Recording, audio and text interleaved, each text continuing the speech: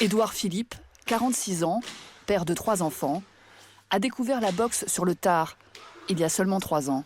J'ai commencé à en faire quand mon père est mort, parce que c'était une bonne façon de faire passer une forme d'agressivité et de rage. Et donc voilà. Mais quand même c'est dur. Ouf. En politique, Édouard Philippe est un poids-plume. Jamais ministre, l'ancien maire du Havre doit apprendre à Matignon à boxer dans une toute autre catégorie. Depuis la rentrée, les dossiers explosifs s'accumulent.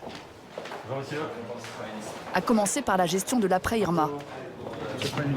5 jours après le passage de l'ouragan, il a convoqué avec leurs conseillers 5 ministres. Parmi eux Gérard Collomb, ministre de l'Intérieur, et Agnès Buzyn, ministre de la Santé. Allez. Comme souvent, il va devoir gérer 2 ministres qui ne sont pas d'accord entre eux. Bonjour à tous. Monsieur le ministre d'État, ministre de l'Intérieur, est-ce que je peux vous demander de nous faire le point sur la situation? On a rétabli l'ordre, puisque nous avions un certain nombre de pillards qui rajoutaient évidemment du malheur au malheur.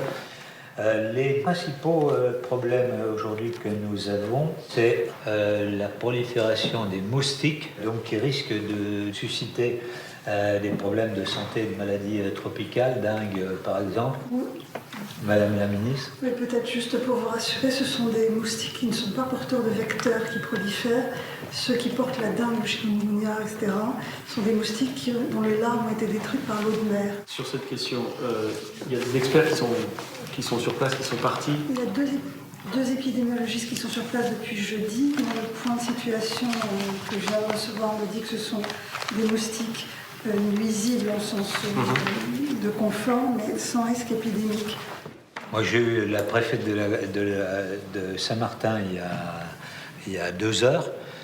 Il n'y a pas que de l'eau de mer, il y a aussi des endroits stagnants. Quand vous avez 2 ministres qui expriment un point de vue divergent, comme en début de réunion, comment on fait pour trancher? D'abord, j'écoute tout le monde, parce qu'on décide bien que lorsqu'on a le maximum d'informations, et ensuite, s'il faut choisir, oui, c'est moi qui arbitre. Et vous faites comment pour distinguer l'un ou l'autre?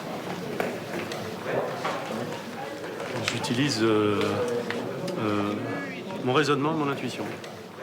Sur ce coup-là, son intuition semble avoir donné tort à la ministre de la Santé, qui dès le lendemain va publiquement parler, elle aussi, d'un risque d'épidémie.